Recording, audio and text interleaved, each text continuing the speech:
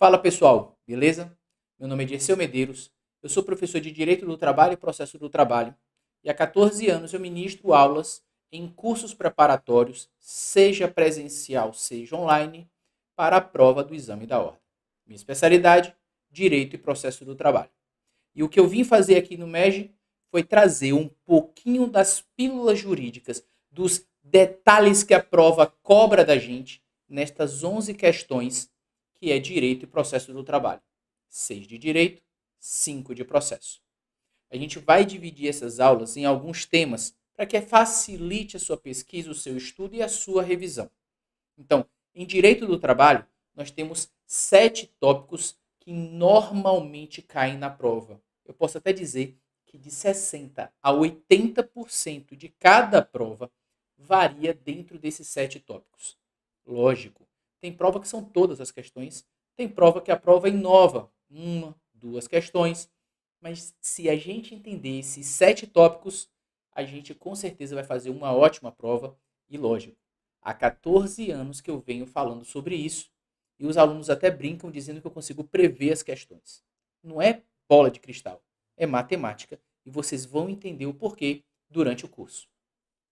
Um compromisso eu quero fazer com vocês, tá? Para que eu possa entregar o meu melhor, eu preciso que vocês abram mão do que vocês aprenderam na faculdade. É massa, é show para a advocacia. Mas para a prova da ordem, para a gente marcar as questões, a gente vai ter que abrir mão do que a gente acredita para marcar exatamente o que a prova quer que a gente marque. Então, meus amigos, a gente vai fazer um passeio sobre 7 temáticas diferentes. Deixa eu mostrar para vocês. As nossas temáticas são as seguintes, tá? Sujeitos da relação de emprego ou da relação de trabalho, responsabilidade sobre as verbas, contrato de trabalho, jornada de trabalho, remuneração e salário, rescisão contratual e direito coletivo. Dentro desses tópicos tem um monte de subtópico. Eu vou procurar fazer um resumo daquilo que mais cai, lógico. Né? Vocês não vão conseguir perguntar online para mim, mas vocês vão perceber que a matéria é muito tranquila e, como eu sei que vão ficar algumas dúvidas, eu preparei um material bônus para o MEG, que são mapas mentais. Cada um desses tópicos vão ter mapas mentais para que vocês consigam utilizar esse material para revisão e garantir 6 questões de direito do trabalho. Beleza? Pois, meus amigos, sem mais delongas, sem mais lero-lero, apertem os cintos, que a viagem vai começar. Olá, meus amigos. Vamos para o nosso primeiro tópico. Prometi para vocês que seriam 7 tópicos. Não foi isso? Bom, nosso primeiro tópico, sujeitos da relação de trabalho. E quando a gente fala de sujeitos da relação de trabalho, a gente precisa lembrar que a prova da ordem, ela tem uma mania gigantesca de ir e voltar nos mesmos pontos. E mais do que isso, de abrir mão de algo que os professores disseram para vocês que era fundamental. Princípios, por exemplo, não cai na prova da ordem. Ela às vezes coloca dentro de um texto, às vezes você usa o princípio para responder a questão, mas na verdade, se você passar direto pela disciplina de princípios e entrar direto em relação de emprego, relação de trabalho, fica super tranquilo para você, você vai conseguir fazer a prova do mesmo jeito, ok? Então vamos lá. Quando eu falo de sujeitos da relação de trabalho, relação de emprego, eu preciso lembrar que a prova da ordem, ela não quer saber se eu sei diferenciar o trabalhador do empregado. Ela não vai perguntar isso para a gente, pelo menos não mais. A CESP no passado até perguntava, mas a FGV ela não perguntou.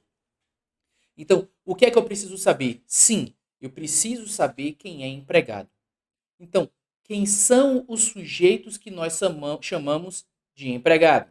É todo mundo que possui aquelas 5 características: subordinação, onerosidade, pessoalidade, não eventualidade e alteridade.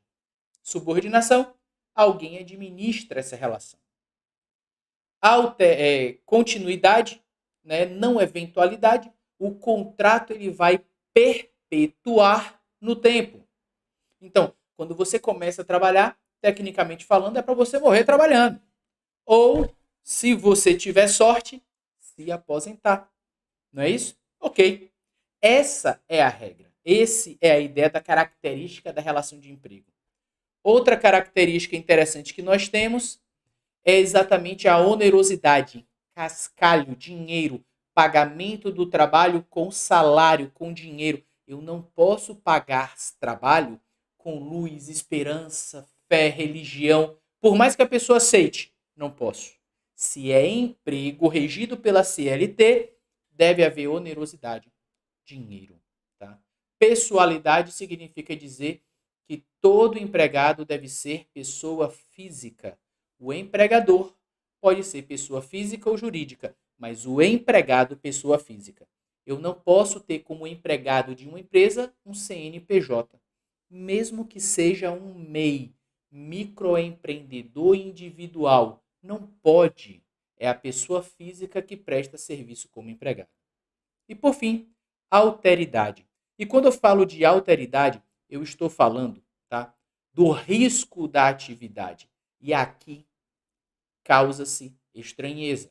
Se você está no shopping tem aqueles balcões que vendem celular, camisa, várias coisas, perfumes. Aí o cara tá lá vendendo perfume, vem aquela menina bonita, o cara começa a paquerar e o comparsa dela vai por trás e furta um perfume daquele balcão.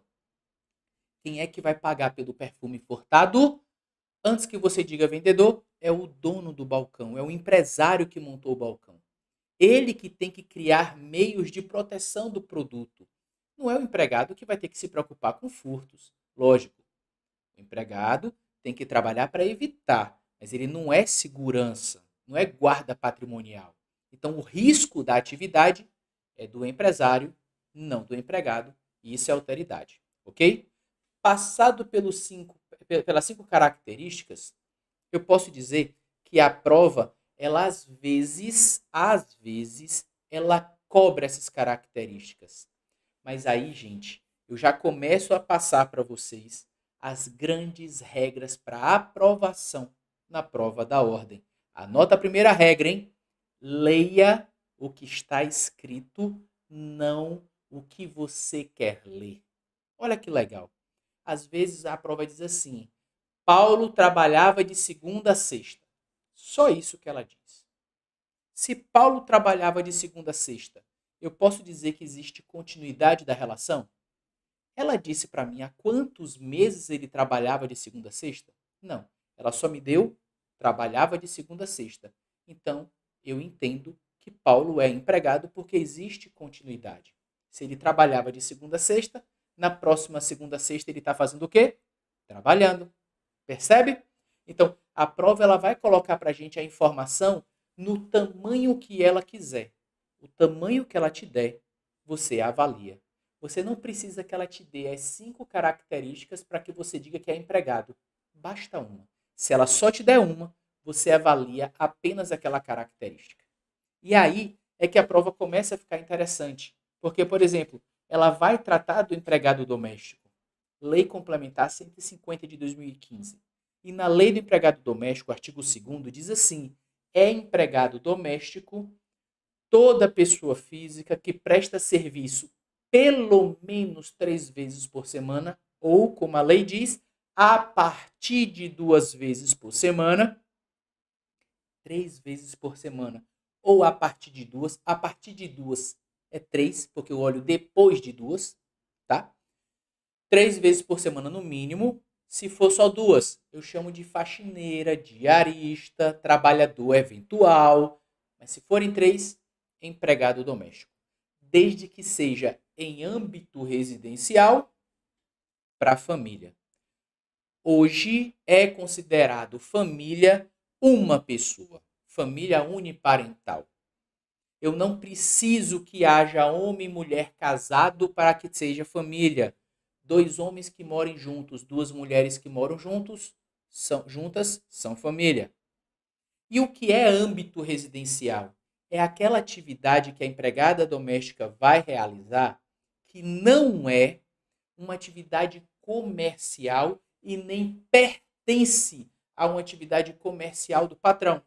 Meu exemplo, eu tenho uma loja, eu sou empresário. A minha vendedora está lá na loja. A pessoa que trabalha na minha casa pode fazer faxina lá na minha loja também? Não. Porque se ela fizer faxina na minha loja, ela se torna funcionária da loja, porque é mais interessante para o trabalhador. O emprego doméstico é um trabalho muito importante, sem dúvida. Mas entre ser empregado doméstico e ser empregado comum, a gente sempre aplica a regra geral, ser empregado comum. A gente chama isso de princípio da primazia da realidade. Não importa que ela trabalhasse aqui em casa, se ela também trabalhava na empresa, a gente protege o trabalhador. Princípio da proteção, tá? Então vamos lá. Para ser empregado doméstico, prestação de serviço em âmbito residencial para a família sem a finalidade lucrativa e sem prestar atividade lucrativa, ok?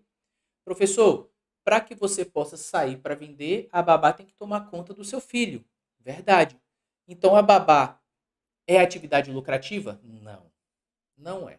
A atividade lucrativa, por exemplo, é se eu vendesse comida na minha casa e a minha empregada doméstica me ajudasse, seja cozinhando, seja lavando a louça ou mesmo arrumando a cozinha. Ela está direta ou indiretamente conectada com aquela atividade de comércio. Mas eu guarnecer a minha casa de funcionários para que eu possa sair para trabalhar não é atividade lucrativa. Ok? Professor, a doméstica é aquela pessoa que arruma a casa? É. Que lava os banheiros? É. Que faz comida? Sim. Arrumadeira, arruma as roupas. É. Passadeira, lavadeira? É. O jardineiro pode ser doméstico? Pode sim. O segurança armado, pelo amor de Deus, não vai dizer isso para ele, ele é armado, mas sim, se presta serviço em âmbito residencial, doméstico. O TST entende que apenas o piscineiro não é doméstico, porque é um serviço que não precisa ser diário. Mas todos os outros que prestarem serviço para aquela casa, mesmo que não seja a doméstica convencional, será entendido como doméstica. A cuidadora que cuida do idoso da casa também é doméstica. Ok até aqui? Beleza? Show de bola. Então, sempre que eu falar em doméstica, mais de 2 vezes na semana, ou seja, de 3 em diante, atividade não lucrativa, prestação de serviço em âmbito residencial para pessoa ou família. Show de bola? A outra questão que normalmente cai, teletrabalho. E se você fez algum simulado, se você resolveu alguma prova antes dessa prova que você vai fazer agora em outubro, você já viu questão de teletrabalho. E teletrabalho, gente, é uma coisa muito simples. Artigo 75A e seguintes da CLT, são 5 artigos pequenos, mas eles falam verdades muito interessantes. Olha que massa. Será entendido teletrabalho quem presta serviço, mesmo que seja fora do ambiente de trabalho, através de meios de comunicação, informática, telecomunicações. Então, se na questão disser que Ricardo trabalha em sua casa, é teletrabalho. Não, professor, isso é home office. Olha a primeira grande pegadinha da prova, a prova mistura home office e teletrabalho. Lá fora são coisas diferentes, mas para a prova da ordem, trabalho em casa, home office, teletrabalho, trabalho telemático, trabalho internetico, tudo é teletrabalho. Para que haja teletrabalho, eu necessariamente preciso de um contrato ou, se já existe um contrato de trabalho, eu posso converter em teletrabalho. Se já existe o contrato, eu faço um aditivo, converto em teletrabalho ou crio um contrato. O que é que eu quero dizer com isso? Precisa do acordo de vontades. Empregado e trabalhador têm que concordar com o início da atividade em teletrabalho. Porém, a recíproca não é verdadeira. Se eu quiser cancelar o teletrabalho, o empregador pode e basta mandar uma cartinha, um telegrama, um e-mail, uma notificação formal da empresa para o seu funcionário dizendo: ei, bonitão, daqui a 15 dias você volta. O prazo mínimo entre a notificação e o retorno, 15 dias. A prova já colocou dizendo que a empresa notificou o trabalhador com 45 dias de antecedência. Pergunto a vocês, dar mais tempo é melhor ou pior? Claro que é melhor. Então, mais tempo não tem problema.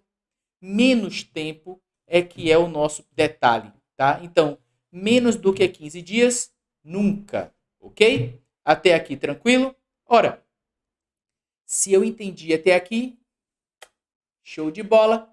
A gente já já vai para o próximo tópico, mas antes de passar para o próximo tópico, professor, na tela eu vi ali trabalhador rural. Quem é rural? Ó, Jesus, quem é rural? Gente, o trabalhador rural é o mais simples da gente configurar, tá?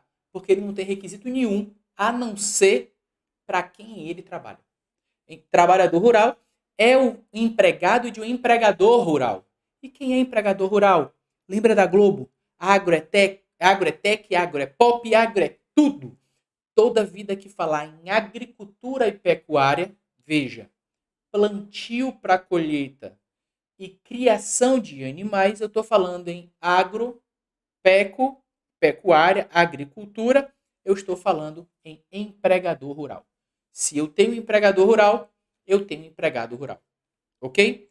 Já tem alguns anos que a prova não pergunta do empregado rural, mas por conta das eleições, por conta das nossas discussões esse ano, por que não perguntar? Não é isso? Aí ela vai lá e bota aqui, Paulo é contador e presta serviço para uma fazenda especializada em plantio e colheita de soja.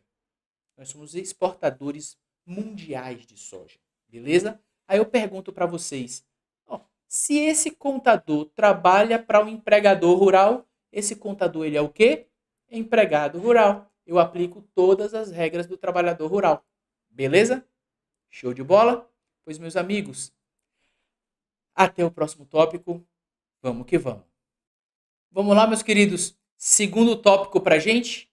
Então, o que é que a gente estava falando até então? Falamos sobre relação de trabalho, relação de emprego.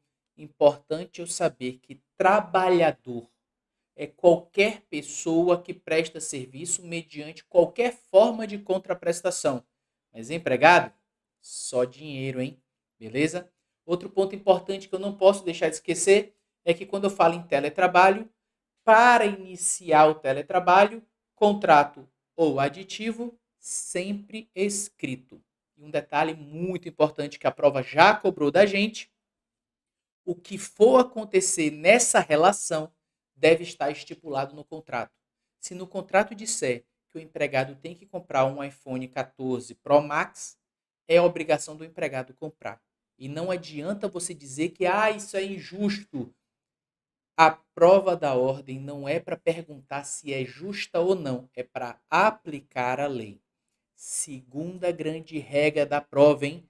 Vai responder a questão? Tire o coração da prova, velho. Não adianta você ficar preocupado com o trabalhador que pode morrer de fome, com o empregador que pode falir. Não existem pessoas envolvidas, é uma questão de prova. Retire o coração e faça a prova marcando o que tem que ser marcado. Beleza? Então, vamos lá para o nosso próximo tópico, responsabilidades. E quando eu trabalho a ideia de responsabilidades, eu estou me perguntando, quem paga pelos direitos trabalhistas? Ora, quem paga, lógico, o empregador. Artigo 2º da CLT. Sempre é o empregador que paga. Mas, quem é o empregador? Olha que legal. Empregador não é só aquela pessoa que eu estou vendo ali na carteira de trabalho. Não. Eu posso ter como empregador um grupo econômico. Eu posso ter um grupo por alinhamento de conduta. São empresas que trabalham uma gerando benefícios para a outra, alinhando as suas condutas. Elas são um grupo econômico. E o trabalhador, ele não precisa ter trabalhado para todas, não. Basta trabalhar para uma delas, todo o grupo responde. A gente diz que grupos econômicos ou grupos por alinhamento são solidários. Professor, o que significa dizer solidários? Todos respondem. E aí eu preciso chamar a atenção a um ponto aqui desse tópico de solidariedade, tá? Deixa eu só voltar o slide aqui. pegar o meu apontador e trazer aqui para vocês. Quando eu falo em solidariedade, eu estou dizendo o seguinte: eu tenho 5 empresas que fazem parte de um grupo econômico. E na hora de entrar com a reclamação trabalhista, eu entrei apenas contra 2. O meu empregador direto, e a empresa chefona lá, que manda na bagaça toda. Ok? Beleza. Se o meu empregador direto não tiver dinheiro e aquele chefão lá também não tiver dinheiro, os outros 3 que eu não entrei com o processo, eu não posso mais ir atrás. Porque só responde no grupo econômico quem tiver sido chamado no polo passivo da reclamação trabalhista. Então, se eu quero ganhar o meu dinheiro de qualquer jeito, eu preciso processar todas as empresas do grupo econômico. Aí a prova bota lá 5 empresas, diz que 4 foram processadas, mas só uma tinha dinheiro. Qual é a resposta? A empresa que não figurou no polo passivo da demanda não responde pela dívida do grupo econômico. Show de bola? Vamos seguindo. Além dos grupos econômicos, eu tenho a possibilidade do empregador ser um profissional liberal. Um advogado, por exemplo.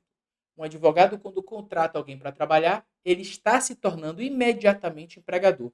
Não, professor, mas ele não assinou a carteira, ele disse que era temporário, que estava ali só passando uma chuva. Pouco importa o que ele diga, pouco importa o que a questão trate, tá? O profissional autônomo, ele automaticamente é equiparado ao empregador. O advogado, o odontólogo, o médico, o contador, o engenheiro, o arquiteto, são profissões que possuem regulamentação própria, portanto, esse profissional, quando contrata, ele está trazendo um empregado para a sua relação, ok? Partindo dessa ideia, né, a gente tem a possibilidade de sócios responderem. Como assim? Em direito empresarial, vocês aprendem lá na faculdade, e aqui para a prova da ordem se usa essa informação, o CNPJ é uma proteção. Se eu tenho uma empresa limitada, a responsabilidade dos sócios está limitada ao que o contrato diz, ok? Mas no direito do trabalho, a gente aplica o Código Civil. E no Código Civil diz que eu posso desconsiderar a personalidade jurídica e ir atrás dos bens dos sócios. Eu não estou colocando o sócio como devedor solidário. Eu estou colocando os bens dos sócios como responsáveis pela dívida. Mas eu tenho uma ordem, tá? Primeiro, eu vou executar o empregador, a empresa direta. Depois da empresa, eu executo os sócios atuais da empresa. E se ainda assim não encontrar dinheiro, eu vou atrás dos sócios retirantes. Aqui é uma ordem de preferência, tá? Uma ordem de preferência. Posso dizer até que eles são subsidiários responsáveis. Primeiro a empresa, depois os sócios atuais, depois os sócios retirantes.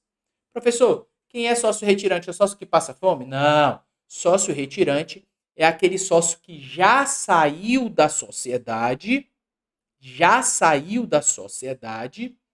mas ele saiu digamos assim, quando ele sai, ele faz uma juntada de documento na junta comercial e eu tenho um intervalo de tempo da juntada dessa documentação na junta até 2 anos após 2 anos após a juntada, qualquer ação protocolada, qualquer reclamação trabalhista protocolada, aquele sócio retirante também responde. Se o protocolo da ação acontecer depois de 2 anos, ok, aquele sócio retirante não responde mais. Então, além do benefício de ordem, o sócio retirante é o último a ser executado, eu preciso que essa execução, essa reclamação trabalhista tenha sido protocolada até 2 anos depois da juntada do documento que registra a saída daquele sócio. Ok? Quando se fala de responsabilidade, quando a prova não cobra essa do sócio, ela muitas vezes cobra essa aqui. Ó. Empresas terceirizadas e empresas temporárias, a responsabilidade é subsidiária. Então, seria mais ou menos isso aqui, ó. Deixa eu ver se eu consigo desenhar aqui para que vocês possam ver a minha capacidade, ou melhor, a minha inabilidade de desenhos gráficos. É mais ou menos assim. Eu tenho aqui o tomador da empresa, uma empresa de serviço, por exemplo, terceirizado. Este contrato aqui é um contrato civil, ok? Um contrato civil. E eu tenho aqui o Paulo, que é o trabalhador.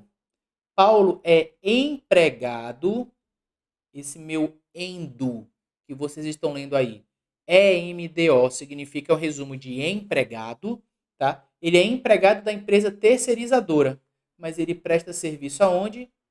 No tomador.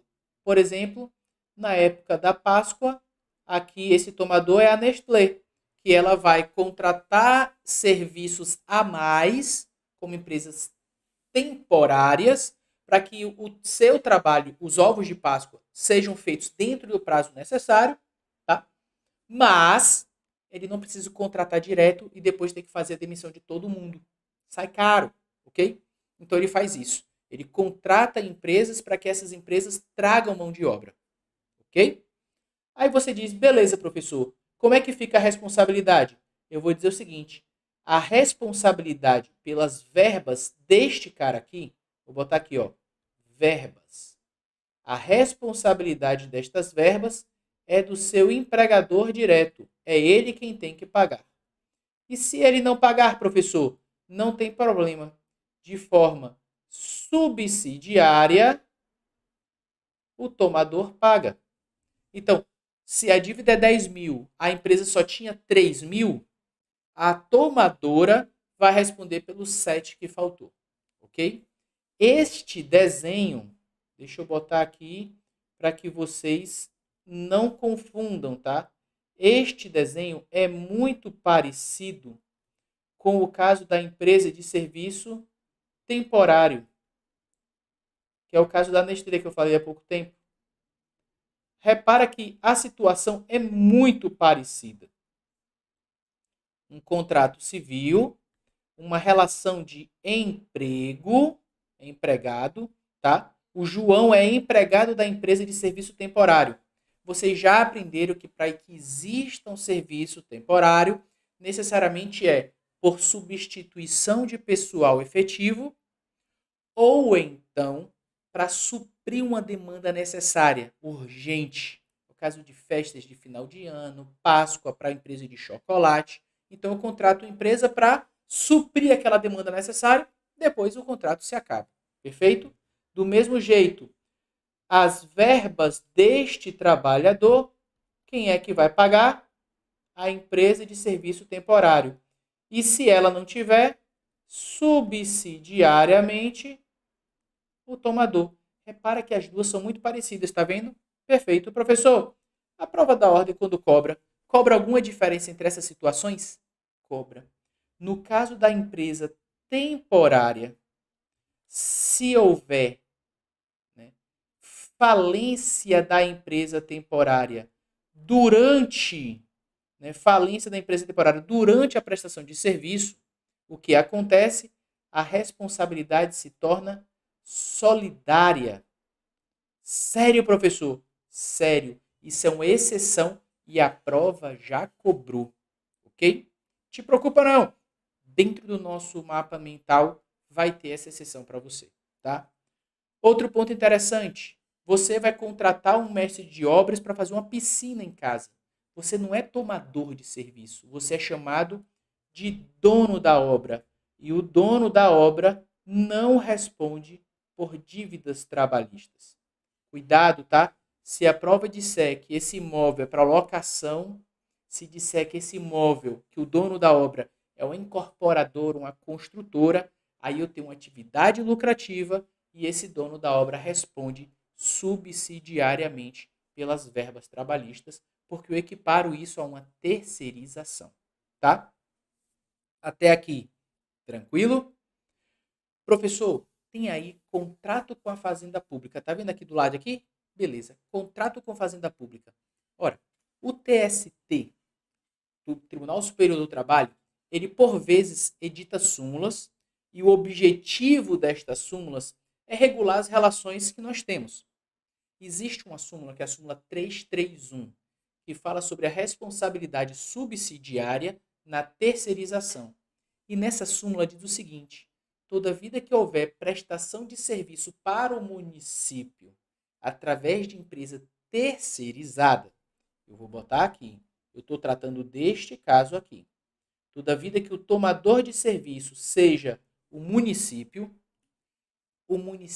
não responde pelas dívidas trabalhistas. Não existe responsabilidade subsidiária contra o município, salvo se a questão falar que não houve fiscalização ou que houve erro na escolha da empresa que prestava serviço terceirizado. A prova já cobrou isso. E ela botou de uma maneira bem simples. Ela disse assim: o município contratou uma empresa terceirizada para a construção do metrô. Durante o contrato, durante a prestação do serviço, no ato de fiscalização, o município percebeu que a empresa não estava cumprindo com as suas obrigações trabalhistas.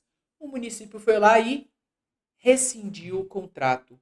Meus amigos, veja bem, se o município, no ato de fiscalização, percebe que o contrato não está sendo cumprido da forma adequada e cancela, o município está cumprindo o seu papel fiscalizador.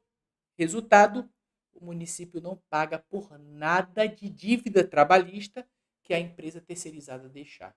Não tem responsabilidade? Não, não tem responsabilidade. Pegadinha maravilhosa da prova da ordem, que agora não tem perigo de vocês caírem.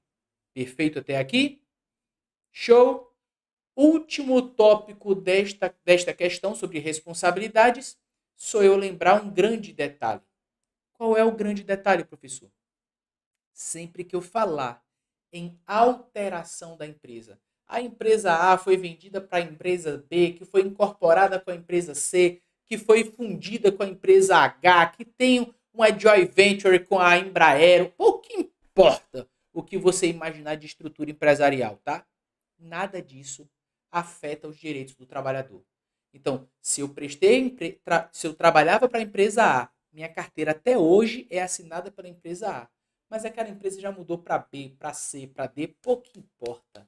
A empresa que existir, a época que eu processar o meu empregador ou a época que eu for sair do meu trabalho, é aquela empresa naquela época que paga as minhas verbas, que paga o meu dinheiro. Professor, eu trabalhava na academia, vamos lá, na academia Bluefit. A Bluefit foi vendida para Selfit. Ok? Minha carteira está assinada pela Bluefit. Quando eu sair, quem é que vai pagar minhas verbas? Você trabalha hoje aonde? Na Selfit. Então a Selfit paga. Ah, mas a Selfit vai dizer que eu nunca trabalhei para ela. Até ela pode tentar dizer isso. Desculpa. Você está no mesmo lugar que você sempre esteve? No mesmo estabelecimento, realizando as mesmas funções, tudo igualzinho? É. Ela se aproveitou do seu trabalho? Sim. Então você trabalhou para ela? Sim, meu irmão. O nome disso é sucessão de empresa. Quando uma empresa adquire outra empresa, ela faz uma sucessão. Ela atrai para si todos os ônus trabalhistas, ela paga por tudo. Beleza até aqui? Pois então, meus amigos, a gente encerra esse tópico e vamos para o próximo, hein? Vamos que vamos, meus amigos. Mais um tópico para a gente, dessa vez, contrato de trabalho. E quando a gente fala de contrato de trabalho, a prova explora bastante esse tema. Vamos ver aqui o que é que a prova tem discutindo para a gente, tá? A prova fala primeiro, normalmente ela não pergunta mais sobre formação contratual, mas eu te digo logo já, tá? Formação, qual é a forma do contrato? Não tem forma específica. A gente é livre para contratar da maneira que quiser. Tempo, em regra, o contrato é por prazo indeterminado. Prova, basta apresentar uma testemunha, um documento, um fardamento, um crachá. A carteira de trabalho seria perfeito. Nem sempre a gente tem, mas a carteira de trabalho serve como prova, então tudo serve como prova. Princípio da primazia da realidade, mas vale o que acontecia, não o que estava documentado. Ok? Mas cuidado com carteira de trabalho para você não achar que só porque assinou a carteira, pronto, é empregador. Não é assim. A carteira de trabalho faz prova? Faz. Mas as anotações são provas relativa. Cabe prova em contrário. Ok? Beleza. Professor, tem exceções? Tem. O contrato por prazo indeterminado, ele é a regra. A exceção é o contrato por prazo determinado, onde a pessoa sabe quando começa e quando termina. O contrato por prazo determinado, ele tem uma duração de no máximo 2 anos, tá? No máximo 2 anos. O bom não é isso. A prova quase nunca pergunta pra gente isso. Quer ver uma pergunta massa que a prova vai fazer para você? Que ela pode fazer para você? O contrato de aprendizagem é um contrato por prazo determinado, até 2 anos. Mas se a pessoa for portadora de deficiência, PPD, o prazo máximo não existe. O contrato pode durar quantos anos precisar durar. Não tem problema. É uma forma que se tem de fazer ingresso no mercado de trabalho pessoas que possuam uma deficiência debilitante. Ok? Então, regra geral, indeterminado, exceção determinado até 2 anos, exceção da exceção, contrato por prazo determinado de aprendizagem para a pessoa portadora de deficiência não tem prazo máximo. Sacou a parada? Vamos que vamos. Contrato de experiência, esse cai até um pouco mais do que o contrato por prazo determinado. O contrato de experiência é um contrato de 90 dias. Só para que vocês não misturem a realidade com a ficção, lembrando que realidade é o mundo real e ficção é a CLT, o contrato de experiência de 90 dias tem que estar na carteira de trabalho, é um contrato direto. Então, eu vou chamar alguém para trabalhar como experiência, ele não trabalha 90 dias para depois eu decidir se assina a carteira. Eu assino no primeiro dia. Eu tenho prazo para assinatura, tá? Eu assino no primeiro dia. Depois disso, quando acabar os 90 dias, se eu quiser, a pessoa continua. Se ela quiser também, ela pode continuar. Mas se não, o contrato acaba com 90 dias. Ok? Professor, eu estou vendo aí um asteriscozinho intermitente. O que é isso? Existe hoje um contrato chamado de intermitente. O que é o contrato intermitente? É o contrato em que eu vou ter uma prestação de serviço que ela não é contínua no tempo. Existe o contrato, mas não existe uma prestação de serviço contínua. Explico. Eu vou contratar para o meu escritório um advogado empregado intermitente. Ele só vai aparecer no meu escritório quando tiver uma petição muito complexa ou quando tiver uma audiência muito difícil, porque o cara é top para o que está dando bucho. Mas no dia a dia é caro manter ele na empresa. Então eu não pago pelos dias que ele não vai. No dia que eu quero que ele vá, eu tenho uma obrigação de chamar ele com antecedência. 3 dias. Com 3 dias eu aviso a ele, ó, Disseu, vou precisar de você de uma audiência hoje.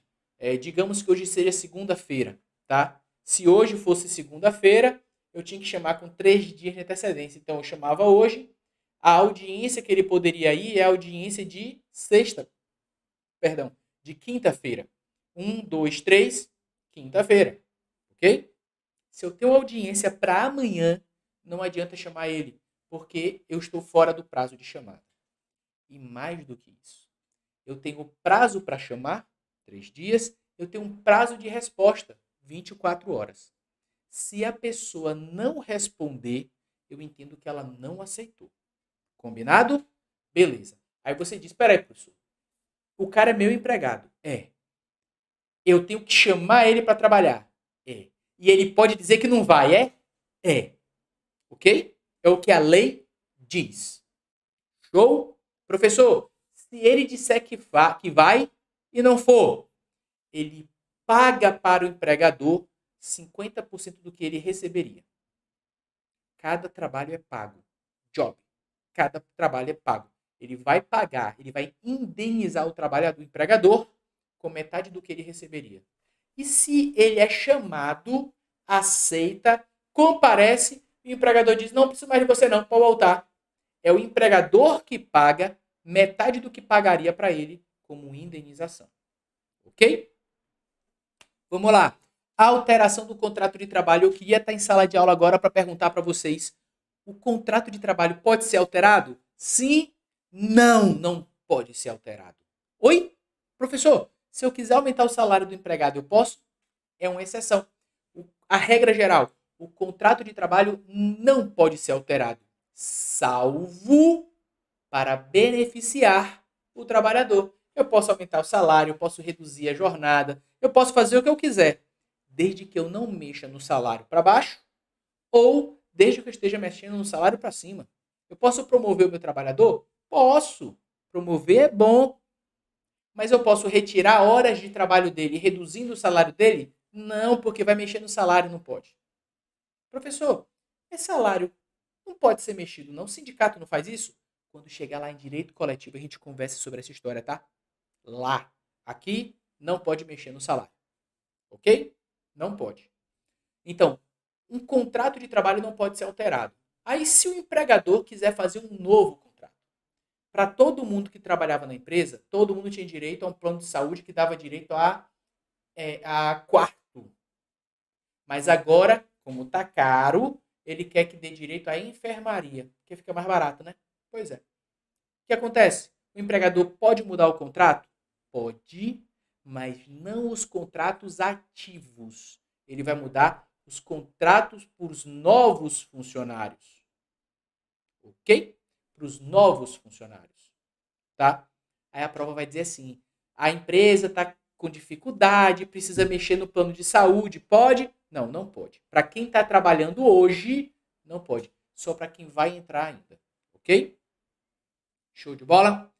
Transferência. Transferência é bem simples. Tá? A gente vai falar de novo de adicional transferência, mas é bom já introduzir logo a matéria. O que é transferir?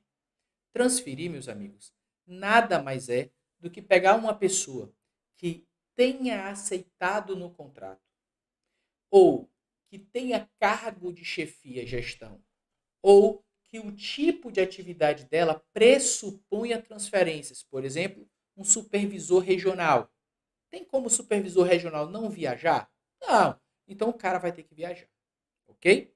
Então, se numa dessas condições está no contrato cargo de chefia ou gestão e uma atividade que corresponda à transferência, eu vou poder transferir o meu funcionário.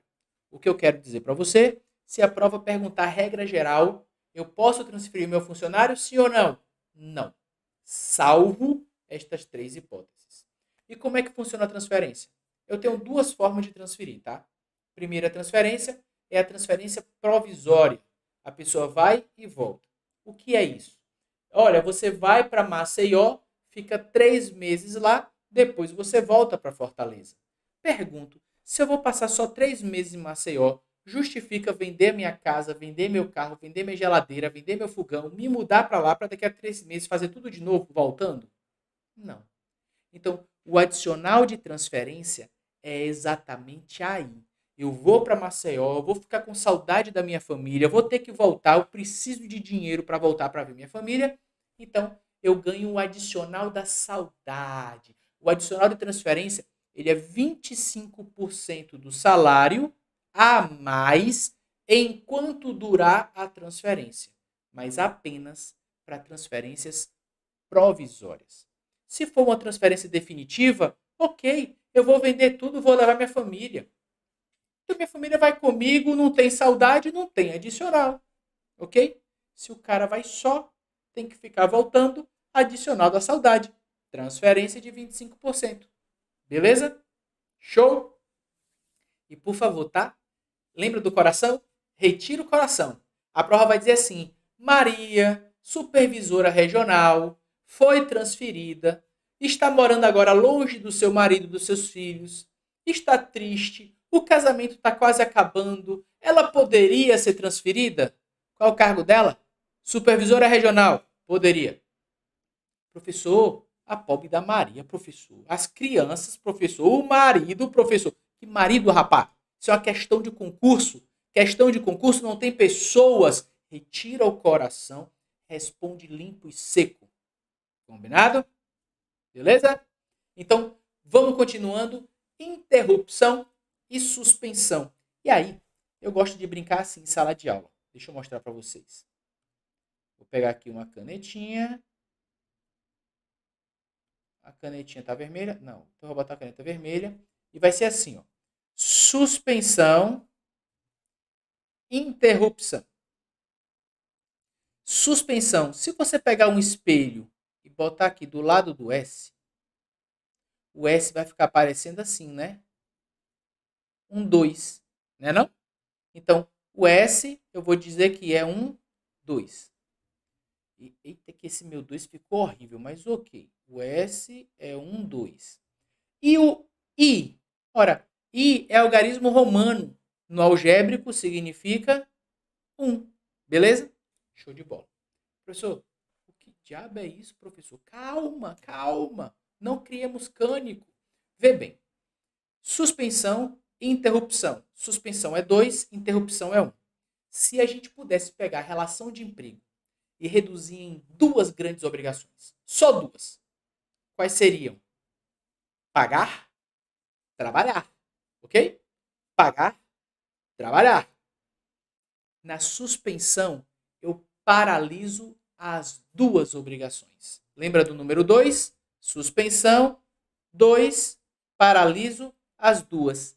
Nem paga, nem trabalha. Não conta para nada, não serve para nada. O contrato existe, mas o contrato não está vigente. E na interrupção? Na interrupção eu paro só uma destas obrigações. E só uma. Se você tiver salário ou trabalho, qual das duas você para imediatamente e a outra você continua? Você para de trabalhar, né? Você vai continuar ganhando salário, por óbvio. Óbvio. A interrupção, você recebe, mas você não trabalha. Exemplo, professor, férias. Você recebe férias, mas você não trabalha. Ok? Se por acaso você faltou e tem um atestado médico, falta justificada, interrupção do contrato de trabalho. Até 15 dias de qualquer afastamento que você tenha no seu trabalho, até 15 dias é pago pelo empregador. É interrupção. Ok? Agora, lógico, por exemplo, o cara faltou e não tem atestado médico. Suspende. Aquele dia de falta é falta injustificada. Ele vai pagar. Ele não vai receber salário por aquele dia. Um ponto muito importante que você precisa ver, tá? Artigo 473 da CLT fala das causas de interrupção na lei. Uma delas muito importante, e nós temos agora outubro rosa e novembro azul na nossa frente, tá? Tudo voltado ao câncer, ok? Eu tenho direito, todo ser humano, todo trabalhador, todo empregado tem direito a 3 dias de interrupção no contrato no ano para fins de exames preventivos contra o câncer, tá? Então, basta avisar para o empregador, comprovar, ali é interrupção do contrato de trabalho. A prova pode colocar perguntando se é suspensão. E você vai responder dizendo que é interrupção. Tem pagamento, mas não tem trabalho. Ok? Deixa eu ver se está tudo aqui. Tudo bonitinho, tudo lindo. Vamos para o próximo tópico. Remuneração e salário. Quer dizer, não. Jornada. A gente ainda vai falar da jornada de trabalho. Beleza até aqui? Meus amigos, até o próximo tópico, hein? Até a próxima. E detalhe importantíssimo. Não esqueça dessas duas dicas sobre a prova, tá? Leia o que está escrito, não o que você quer ler. Segunda regra, retire o coração e o emocional e faça a prova aplicando a lei. Ok? Assim vai dar certo. Vamos para cima? Vamos lá. O que foi que nós conversamos? 7 tópicos. Estamos indo para mais um tópico agora. Nosso tópico é jornada de trabalho. Um tópico que tem caído relativamente muito na primeira fase. Digo isso porque a cada 4 provas cai uma ou duas questões de jornada de trabalho. Nunca caía na primeira fase, caía só na segunda. Agora está caindo também na primeira, tá? Na segunda sempre cai, então é sempre bom a gente aprender. Primeira coisa que a prova da ordem introduziu para a gente, um termo chamado módulo constitucional. O que é o módulo constitucional? Nos tópicos que vocês vão ver lá no nosso resumo, tá certo? As nossas dicas, o módulo constitucional são os limites da jornada. 8 horas diárias, 44 horas semanais, 24 horas de repouso, 11 horas de intervalo interjornada, de 1 a 2 horas de intervalo intra-jornada. Eu fiz um mapa mental para vocês, compondo quase todas as questões que a prova da ordem já perguntou na primeira fase de jornada de trabalho. Então, pega o mapa mental, olha bem para ele que tem muita dica lá, ok? Muita dica lá. O que ele vai dizer para mim, professor? Primeiro, dentro do módulo constitucional, só existe hora extra se houver excesso na jornada. Enquanto não tem excesso, não tem hora extra. Por exemplo, o cara foi contratado para trabalhar de 8 às 18. Aí o patrão diz que ele tem que chegar e trocar a farda no local de trabalho. O trocar a farda no local de trabalho é hora extra? Aí você vai dizer e eu vou dizer não. Eu não falei que tinha que chegar antes. Lembra? Leia o que está escrito, não o que você quer ler. Então, se ele tem que chegar para botar a farda no horário de trabalho, significa dizer que é uma obrigação. Se é obrigação, é jornada de trabalho. Se é jornada de trabalho, ele faz na hora do trabalho. Não faz antes. Faz na hora. Deu 8 horas, ele vai trocar a roupa. Entendeu? Então, só é hora extra se houver excesso. Enquanto os limites não forem ofendidos, não tem horas extraordinárias, tá? Outro tópico muito importante está aqui, ó. Deixa eu pegar aqui. Cadê? Marcador, ponteirazinha. Pronto. Tá aqui, ó. Eu vou dizer que existe jornada de trabalho em qualquer situação que a prova me traga, se eu puder entender a relação entre obrigatório e facultativo. Vou dar um exemplo. O patrão diz que toda sexta-feira, depois do trabalho, vai ter uma missa. E essa missa é obrigatória. Pergunto a vocês, essa missa é jornada de trabalho ou não é?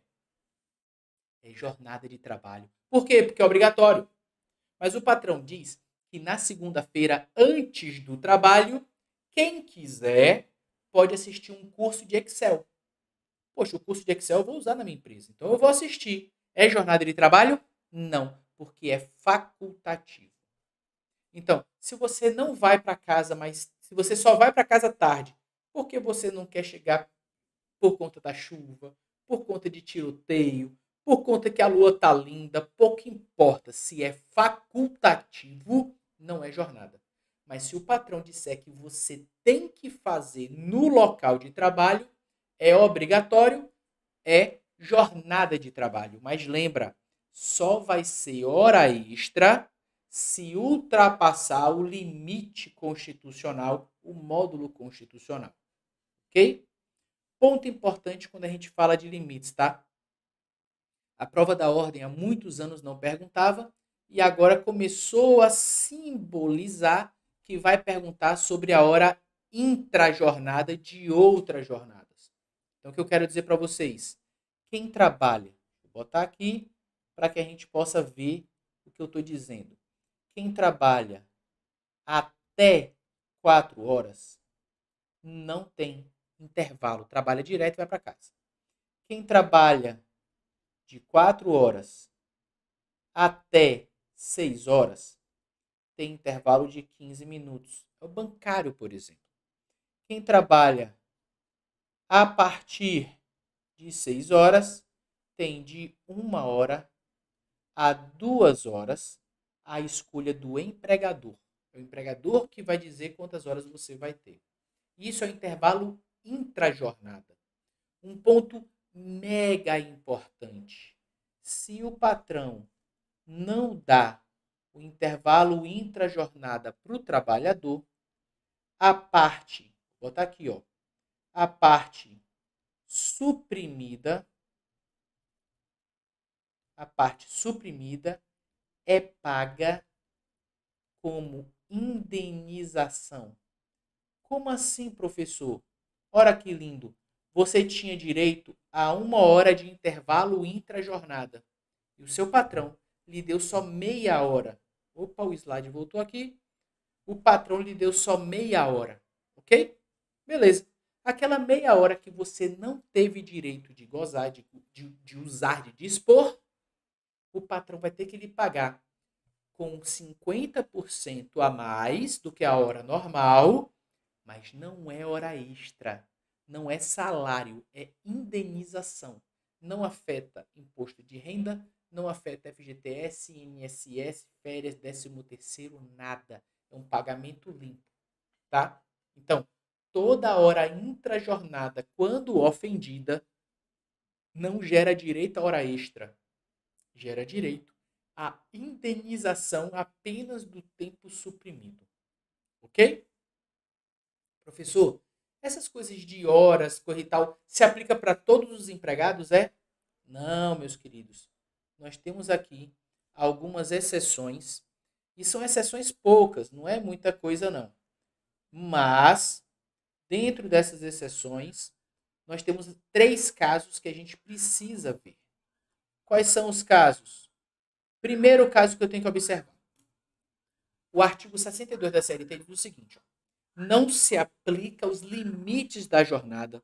O capítulo jornada de trabalho não se aplica para 3 trabalhadores: gestores, gestor, gerente, administrador da empresa, aquela pessoa que possui um cargo de confiança. Tá? Quem é gestor ou cargo de confiança, o chefe, ele não tem jornada de trabalho, trabalha 24 horas por dia, 7 dias por semana e não pode pedir hora extra. Ok? A pessoa que trabalha em serviço externo, incompatível com o controle, vê. O que é incompatível com o controle? Eu não sei que horas ela começa, que horas ela termina. Eu só sei que ela trabalhou quando ela me disse que trabalhou. Vou dar um exemplo. A pessoa que trabalha no interior tirando pedidos. Eu tenho uma empresa de vender água mineral. Eu vendo garrafões de água mineral. Aí o cara vai lá para o interior e tira vários pedidos. No final do mês, ele me apresenta todos os pedidos. Eu sei quantos dias ele trabalhou? Sei não. O que é que me preocupa? Se ele bateu a meta de venda. Bateu a meta de venda? Tá bom. O cara pode estar trabalhando 20 horas por dia? Pode. Não me preocupo, não. Ele não tem hora extra. Ok? Eu não posso dar trabalho para que ele trabalhe 20 horas por dia. A meta tem que ser uma meta que ele possa realizar em 8 horas por dia de trabalho. Mas eu não estou controlando a jornada. E a outra pessoa que não tem direito à hora extra é o teletrabalho. Olha aí, um assunto que cai lá em contrato, cai lá em sujeitos da relação de emprego e cai aqui em jornada de trabalho. O teletrabalho não tem direito à hora extra. É o escravo, meus amigos, o escravo telemático. O cara vai trabalhar 24 horas por dia, 7 dias por semana e se reclamar, ganha o desemprego. Olha que maravilha. Aí você diz: caraca, professor, sério? Seríssimo. Não confunda ausência de hora extra com trabalhar em excesso. Se a pessoa trabalha em excesso, é assédio moral. É outra história, mas não é hora extra. Beleza? Ponto que a prova passou a cobrar de um tempo para cá, depois da reforma trabalhista, regime de 12 por 36. 12 horas de trabalho com 36 horas de repouso. O que é que a gente precisa saber? Primeiro, a pessoa que trabalha em 12 por 36 já está sendo paga para isso. Não tem esse negócio de trabalhou Natal, ganha em dobro, trabalhou domingo, ganha em dobro. Nada disso, meus amigos. Quem trabalha em 12 por 36 já está sendo remunerado. Então é salário e ponto. Ok? Beleza?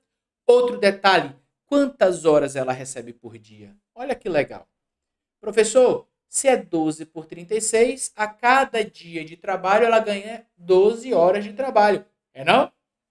Ela tem direito a intervalo para comer, para repousar. O que é que você vai dizer? Sim, porque você ainda está com o coração na prova. Tira o coração agora. Oxente, professor, aí tem direito, não é? Não, não. É o empregador que vai dizer se ela tem direito ou não. Se ela tiver direito ao intervalo, ela trabalha no tempo 12 horas, mas efetivamente 11 horas sendo uma de repouso. E se eu tirar o repouso, ela vai trabalhar 12 horas direto, sem nem parar para comer. E aí ela vai. Como é que é? Ela trabalha 12 horas e eu pago 13. Eu pago uma hora a mais. Por quê? Porque ela trabalhava 12 horas sem direito a sair do local de trabalho. É o caso, por exemplo, de vigias que trabalham à noite, de 7 da noite a 7 da manhã. Se o vigia sair, pode ter um assalto. Naquela uma hora ali, pode arrombar os apartamentos tudinho. Então o vigia não pode sair. Como ele não pode sair, 13 horas de trabalho. Ok? Show de bola? A Constituição trouxe para a gente a possibilidade do que a gente chama de turno ininterrupto de revezamento. É ininterrupto para a empresa. A empresa trabalha 24 horas, mas os trabalhadores não. Os trabalhadores trabalham em turnos. Podem ser turnos de 6 horas, podem ser turnos de no máximo 8 horas. Aí vai revezando. Um dia trabalha pela manhã, um dia pela tarde, um dia pela noite, um dia pela madrugada, depois volta, tem os seus repousos. Mas entenda, é ininterrupto o funcionamento da empresa, não do funcionário. Ok? Tranquilo até aqui? Esquece não? Pois então pronto. A gente vai conversando no próximo tópico. Vamos de novo? Vamos mais uma vez? Simbora! Remuneração e salário. Esse aqui é um tópico curto. Vocês vão ver que é um tópico até mais curto do que a jornada de trabalho. Poucas questões a respeito, mas tem se tornado cada vez mais importante. Ok? Por isso que ele está aqui para a gente. Certo? Se você for olhar no nosso material, ele está dentro, no mapa mental, ele está dentro de contrato de trabalho. É um detalhezinho que a gente precisa ver, tá? Mas aqui eu vou falar com um pouquinho mais de cuidado para que vocês possam aproveitar o máximo possível, ok? Primeira coisa, remuneração é salário mais gorjeta. Professor, eu nunca entendi isso direito. Como é que eu faço para não esquecer mais? Você vai fazer a regra do pelo-pelo. Oi? Como assim, velho? Regra do pelo-pelo? Isso é bicho? Não, ó. Seguinte, salário, você vai dizer o seguinte. Todo salário... Cadê? Escreveu não, ó. Pronto, tá aqui. Todo salário, ele é pago. Pago pelo empregador, pelo serviço prestado. Se o dinheiro está sendo pago pelo empregador, pelo serviço prestado, é salário, ok? Vou dar um exemplo. O cara se afastou e está recebendo benefício previdenciário. Ele tem dinheiro no bolso? Tem. Quem está pagando é o empregador? Não. Então pronto, não é salário. Professor, peraí. O cara é garçom, tá lá no serviço. Ele tem aquela gorjeta, né? Aquele a mais, aquele 10%. Quem paga é o empregador? Não. Então não é salário. Gorjeta. Então, quando eu falo de remuneração, remuneração é o salário, aquilo que é pago pelo empregador, mais aquilo que é pago por terceiros, quem não é o empregador. Certo? E um detalhe importantíssimo, na vida real, a gente tem a mania de dizer, por exemplo, que um corretor de imóveis é pago pelo comprador do imóvel. E é. Só que aquele corretor não é empregado da imobiliária. Ele é autônomo. Quando ele é empregado da imobiliária, a imobiliária recebe a parte dela e paga o salário do corretor de imóveis. Tá? Então, muito cuidado com o que a gente vê na rua e acha que está certo. Muitas vezes não está. Não é de acordo com a lei. Ok? Professor, salário fixo, salário variável, como é que funciona? Gente, tudo que é pago pelo empregador, pelo serviço prestado, é salário. Não importa o nome que eu chamo. Eu chamo de salário base, salário mínimo, eu chamo de comissão. Comissão é salário, tem que ser pago, não tem muito para onde ir, não. Paga, ok? Paga. Professor, gorjeta é base de cálculo para qualquer coisa? Não. Gorjeta não é base de cálculo para qualquer coisa, ok? Então, adicional noturno, periculosidade, insalubridade, não tem na base de cálculo gorjeta, horas extras, nada disso. Então, pode botar na sua cabeça, tá? O seguinte, os adicionais não são base de cálculo de gorjeta. Então, a gorjeta recebida, ela vai virar férias, a média anual vira férias, vira 13º, vira FGTS mensal, vira INSS, contribuição social mensal, mas os adicionais não têm as gorjetas na sua base de cálculo, tá certo? Beleza? O que eu preciso lembrar? Salário é pago pelo empregador, gorjeta é pago por outra pessoa, a gorjeta vai entrar na média de férias, 13º, INSS e FGTS, mas não entra na base de cálculo dos adicionais, horas extras, noturno, periculosidade, insalubridade, transferência, ok? Aí, o que é que eu preciso lembrar dos adicionais? Hora extra, 50%. Noturno, 20%. Periculosidade, 30%. Insalubridade são 3, tá? São 3. Basta lembrar do primeiro, ó. 10. Aí vezes 2, 20. Vezes 2, 40. São 3 percentuais. Grau mínimo, médio e máximo. Transferência, 25%. Ok? Então, um ponto super importante. Só tem direito ao adicional quem trabalhar. O cara trabalhou hora extra, ele recebe adicional de hora extra? Sim. O cara parou de trabalhar hora extra, ele recebe hora extra? Não. O cara está na atividade perigosa, tem direito ao adicional de periculosidade? Sim. O cara saiu da função de perigosa, tem direito à periculosidade? Não. Ok? Então, se a condição de trabalho mudar, o cara perde aquilo ali. Professor, a pessoa trabalhava à noite, noturno, ganhava 20% a mais. O empregador, por sua vontade própria, mudou para o noturno. Eu estou falando aqui, esqueci de botar a tela para vocês. Foi mal, pessoal. Mas está aí, tá? A pessoa deveria, por exemplo, estava à noite, vai mudar para amanhã. O patrão, por vontade própria, resolve mudar ela. Na hora que ele mudar para de dia, ela deixa de receber a gratificação noturna? Deixa. Por quê? Porque é benéfico para ela trabalhar durante o dia, ela perde o adicional. O adicional você só recebe enquanto a situação existir. Deixou de existir a situação, acabou, não tem mais direito a nada. O único que pode acontecer diferente é o caso da periculosidade. Explico. A periculosidade, existe uma súmula 453 do TST que diz o seguinte para a gente: se a periculosidade estiver sendo paga por mera liberalidade, ou seja, se o patrão está pagando periculosidade só porque quer, não pode tirar. Não pode tirar. É benéfico para o trabalhador. Ok? Beleza até aqui? Um ponto super importante. Todos os adicionais, deixa eu puxar uma setinha aqui para vocês verem, tá?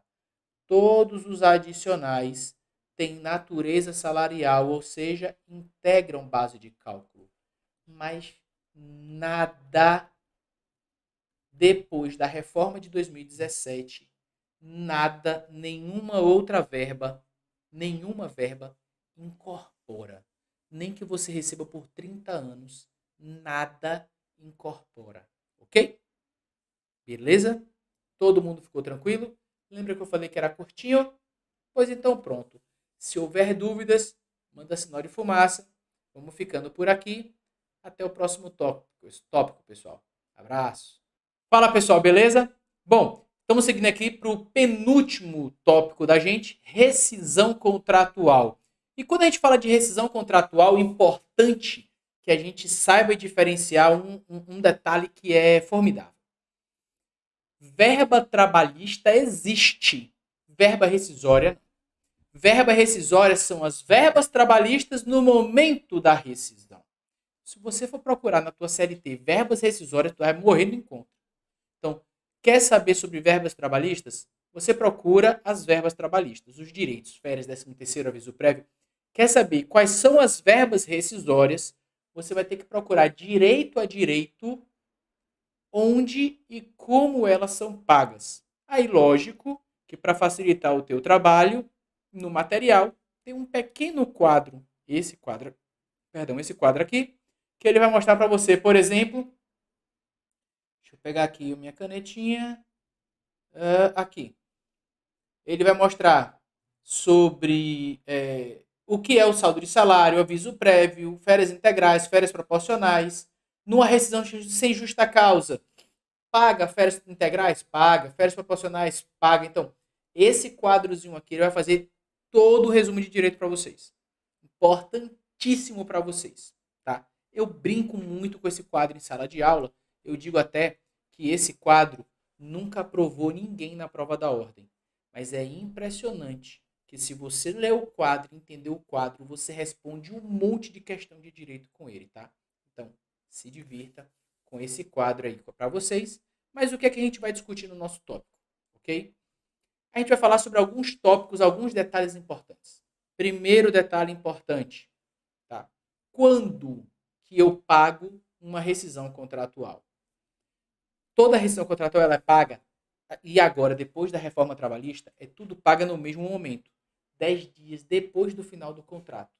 Não esquece que o contrato de trabalho ele não termina no dia do aviso. Normalmente a gente prorroga o contrato de trabalho 30 dias para frente, que é o tempo do aviso prévio. E esse tempo vai prorrogar o pagamento daquela verba também, tá? Então, bota isso na cabeça, não esquece desse detalhe, ok? Dentro do mapa mental, eu fiz toda uma diferenciação para vocês sobre alguns detalhes que é importante que vocês vejam. Por exemplo, aviso prévio. Aviso prévio são 30 dias para todos os trabalhadores, mas para quem tiver mais de um ano de trabalho, o aviso prévio é proporcional. Ele vai de 30 a 90 dias. Quem trabalhou 20 anos, como é que eu faço o cálculo? Gente, o cálculo é uma bobagem. Se eu mostrar aqui para vocês. Ele é mais ou menos assim, ó. Você vai pegar 3 dias por ano de serviço e somar o resultado a 30. Quem trabalhou 20 anos, 20 vezes 3, 60, mais 30, 90 dias. É o máximo que se paga, ok? Se você trabalhou um ano completo, tá? Um ano e um mês, um ano e uma semana, um ano e um dia. Se trabalhou 11 meses, não é um ano, então não é só 30 dias. Quem trabalhou um ano, 1 vezes 3, 3 mais 30, 33. Ok? Esse é um grande detalhe do aviso prévio, mas aí você consegue ver dentro do quadro rescisório como se paga o aviso prévio, tudo bem bonitinho. Ok? Além disso, seguro-desemprego, a prova vem perguntando quem tem direito a seguro-desemprego. E seguro-desemprego só é dado para quem é surpreendido pela rescisão. Demissão sem justa causa, rescisão indireta do contrato de trabalho, tá? Mas se eu peço para sair, ou se eu faço um acordo do distrato, ou se eu sou demitido por justa causa, não tem seguro-desemprego. Perfeito? Dentro do quadro rescisório, nós temos vários direitos. Eu peço a vocês que estudem o distrato.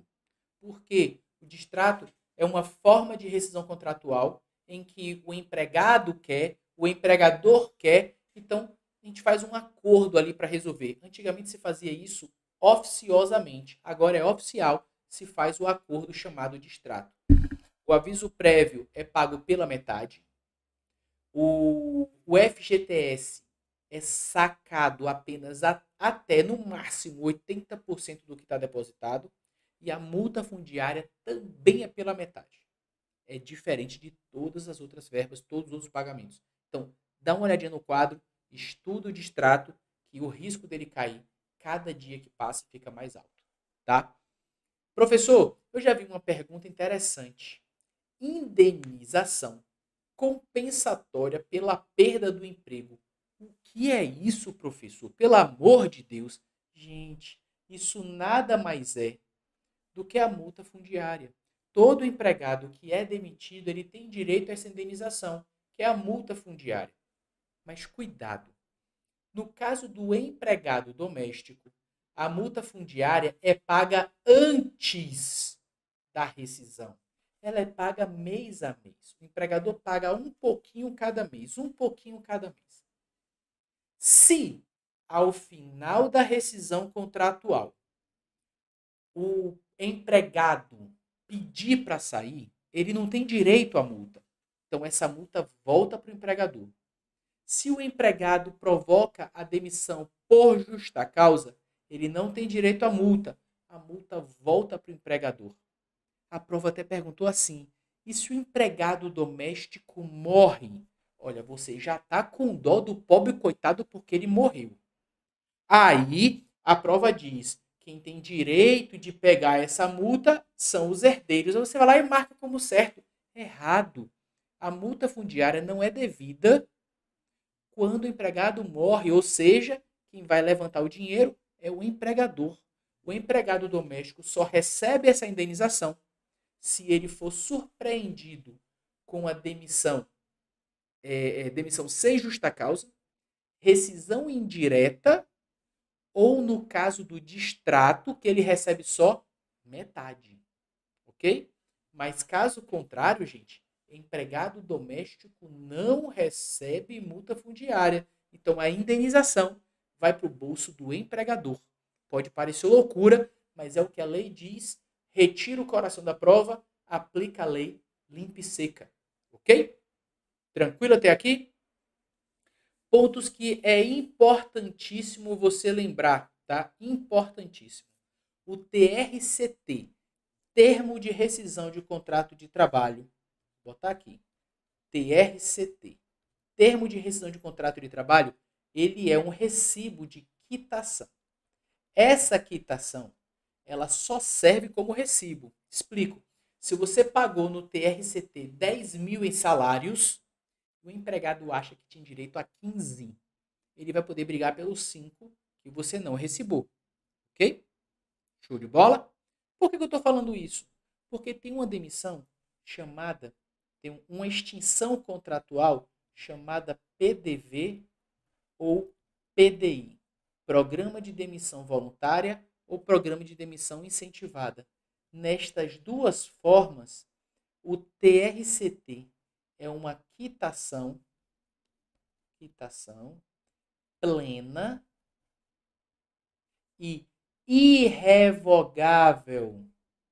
Aí você diz, opa, tá diferente. Tá. No caso do PDV, toda vida que o PDV estiver regulamentado em acordo coletivo ou convenção coletiva, o PDV ele quita todas as verbas trabalhistas daquela relação naquele período. Professor, tem como evitar essa quitação plena? Tem. A gente faz uma ressalva no termo de rescisão contratual do PDV ou PDI, dizendo qual direito eu estou ressalvando. A prova já perguntou assim: ó, Maria assinou o PDV sem ressalvas. Nas alternativas, eu marcava como correto, dizendo que Maria tinha dado quitação plena e irrevogável naquela relação. Por quê? Porque o PDV ele tem validade. Ok? Até aqui, tranquilo? Gente, não deixa de ler o quadro rescisório, hein? Sempre cai uma pergunta de rescisão contratual, sempre. E o quadro rescisório está aí para garantir para vocês acerto dessa questão. Show de bola? Falei para vocês que o tópico era curto, não falei? Vamos que vamos. Vamos para o último tópico, também é um tópico curtinho, que é o tópico sobre direito coletivo, tá? Como eu disse para vocês, a gente vai dividir esses dois tópicos e, como todos os outros, apenas para fins didáticos, que você pode depois voltar e mexer e ficar mais à vontade, tá? Então, vamos nessa. Vida que segue. Até a próxima aula, pessoal. Fala, meus amigos, tudo beleza? Estamos chegando ao nosso último tópico da nossa revisão de direito do trabalho, tá?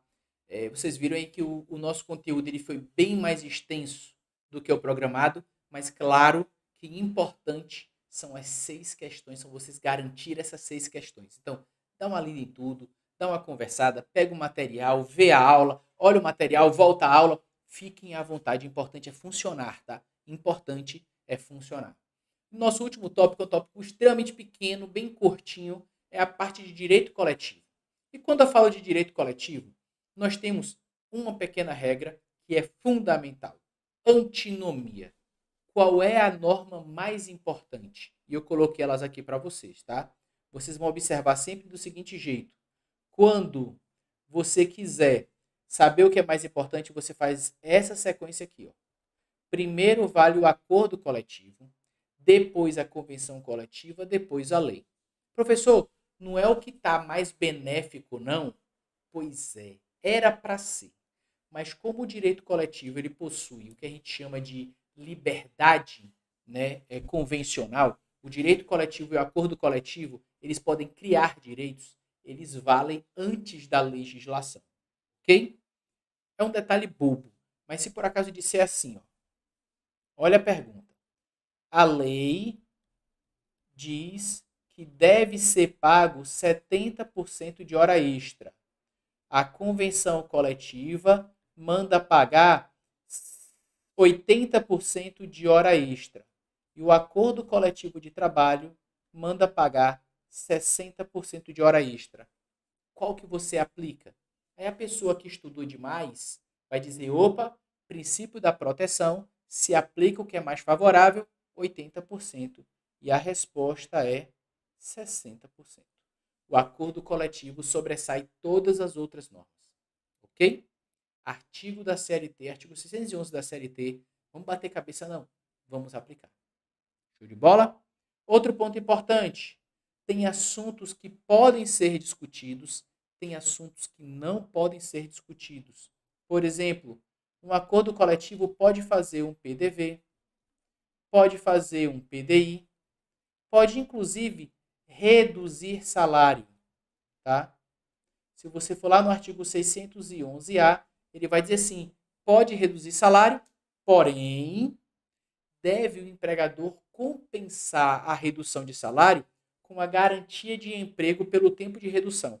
Se reduzir o salário por 5 meses, garante o emprego por 5 meses depois da redução, ok? É uma compensação, toma lá da cá, por ter reduzido, mas só pode reduzir salário por acordo coletivo e convenção coletiva. Lembra da regra irredutibilidade salarial? É aqui que eu tenho uma exceção. E eu preciso lembrar disso, porque a prova já perguntou e ela pode perguntar de novo, tá? Uma coisa que não pode estar no acordo coletivo ou convenção coletiva, por exemplo, não pode estar aqui o SAT, seguro de acidente ao trabalhador. Um acordo coletivo ou convenção coletiva não pode desobrigar o empregador a pagar. Vai ter que pagar. Tranquilo? Além disso, por exemplo, pode estar aqui, não pode estar aqui o FGTS. E como a prova já perguntou para a gente, não pode estar aqui o repouso semanal remunerado. Ok? Então, são detalhes interessantes. Eu coloquei um mapa mental, 2 resuminhos básicos do que pode e do que não pode estar no acordo coletivo ou convenção coletiva. Dá uma lida rápida antes da prova, só para ficar fresco na cabeça, tá? Mas eu acho que essa pergunta não vai cair agora de novo. Provavelmente eles caiam sim com perguntas sobre PDV e PDI, que é muito mais interessante de se colocar na prova. Tranquilo? Sindicato. Sindicato é a base do sistema de confederação, de representação, tá? Então, o sindicato ele é uma possibilidade local, regional, nacional, federal, mas é um tipo de sindicato para cada base, ok? Um sindicato, né? Se eu tiver 5 sindicatos, eu tenho uma possibilidade de federação. Se eu tiver 5 federações, eu tenho uma confederação. É mais ou menos essa a regra, tá? Para você entender a diferença. Ou seja, se você fala em acordo coletivo de trabalho, é entre sindicato e empregador. E quando você fala em convenção coletiva de trabalho, é entre sindicato dos trabalhadores e sindicato dos empregadores. Ok?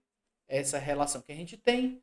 Nunca esquecer que quando você faz um PDV, ele tem que estar regulamentado em acordo coletivo ou convenção coletiva. Se você faz um PDI, ele tem que estar regulamentado em acordo coletivo ou convenção coletiva. Se não tiver regulamentado em acordo coletivo ou convenção coletiva, desculpa, tá? Mas não vai ter validade. Ok? tudo que a gente está discutindo aqui está no nosso mapa mental. É importantíssimo que você leia, certo? Mas assim, professor, de direito coletivo cai muita coisa? Cai não. Gente, professor, pelo amor de Deus, eu preciso resumir. Na véspera de prova, eu estou nervoso, eu quero estudar. Se você não tiver tempo, não leia direito coletivo. É a matéria que menos cai destes tópicos que mais caem para vocês. A que menos cai é direito coletivo. Às vezes, a prova troca direito coletivo por estabilidades. Já tem algumas provas que não se pergunta sobre estabilidade, por isso que eu não estou falando aqui. Mas no nosso mapa mental, eu coloquei para vocês lá, hein? Todas as 4 estabilidades que mais caem, que é gestante, sindicato, acidente de trabalho e CIPA, ok? Meus amigos, boa prova para vocês, bons estudos, fique com Deus, tudo de bom para vocês, tenho certeza que vai dar certo. E depois eu quero as mensagens no meu Instagram dizendo, professor, deu certo, hein? Abraço, gente, parabéns ao MEG pela iniciativa, vamos que vamos, contem comigo para o que der e vier.